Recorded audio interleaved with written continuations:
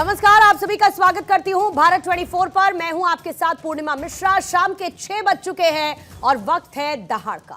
महाराष्ट्र कांग्रेस के कार्यकारी अध्यक्ष और पूर्व मंत्री मोहम्मद आरिफ नसीम खान ने पार्टी की कैंपेन कमेटी से इस्तीफा दे दिया। कांग्रेस के बड़े नेताओं में शुमार नसीम खान ने आरोप लगाया कि महाराष्ट्र की 48 लोकसभा सीटों पर एमवीए ने यानी कि महाविकास अघाड़ी ने एक भी मुस्लिम कैंडिडेट को टिकट नहीं दिया। गठबंधन को सिर्फ मुसलमानों का वोट चाहिए। बात सिर्फ महाराष्ट्र की नहीं है। यूपी और बिहार जैसे राज्यों में भी इंडी गठबंधन के दलों ने मुस्लिमों को टिकट बांटने के मामले में कंजूसी दिखाई। ये दल सार्वजनिक सभाओं में तो मुसलमानों का हमदर्द हैं ये कहते हैं, लेकिन टिकट नहीं देते। आरोप है कि इन दलों को मुसलमानों का वोट तो चाहिए, लेकिन लोकसभा या विधानसभा में मुसलमानों का प्रतिनिधित्व नहीं चाहिए। आइए सबसे पहले आपको सुनवाते हैं इस मामले में वार पलटवार। क्योंकि 48 लोकसभा सीट में एक भी अल्पसंख्यक समाज को यहाँ पर उम्मीदवारी नहीं दे जाने से लोगों में बहुत नाराजगी है, रोष है, और मैं भी नाराज हूँ। सभी समाज को प्रतिनिधित्व देने की हमेशा से परंपरा रही है, लेकिन इस बार 48 में से महाविकास अघाड़ी 48 लोकसभा चुनाव महाराष्ट्र में लड़ रही है। कांग्रेस 17 सीट पे चुनाव लड़ रही है।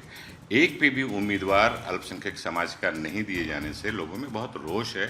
जिसकी जितनी संख्या भारी उतनी उसकी हिस्सेदारी का नारा लगाने वाली INDIA गठबंधन ने महाराष्ट्र में एक भी मुसलमान को टिकट नहीं दिया।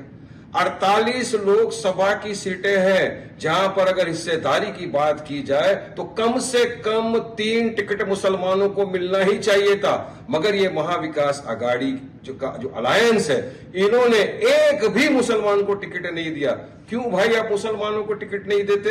आपको 90% मुसलमानों के वोट तो चाहिए, मगर उनका पॉलिटिकल एम्पावरमेंट, उनको आगे बढ़ाने के लिए, उनकी आवाज को बुलंद कराने के लिए आपको कुछ नहीं करना है। और आइए कुछ सवालों का जिक्र करूंगी दहाड़ में और उसके बाद चर्चा की शुरुआत की जाएगी। मेहमानों का एक खास पैनल हमारे साथ मौजूद है और नसीम खान के स्टेटमेंट के बाद सवाल पैदा होते हैं। सवाल यह है कि क्या इंडी गठबंधन को मुसलमानों का सिर्फ वोट चाहिए लेकिन उनका प्रतिनिधित्व नहीं? क्या विपक्षी गठबंधन को लगता है कि मुस्लिमों के पास कोई विकल्प नहीं है? क्या बीजेपी का डर दिखाकर मुसलमानों का वोट विपक्षी दल लेते हैं? क्या विपक्षी गठबंधन ध्रुवीकरण के डर से मुस्लिमों को टिकट देने से बच रहा है?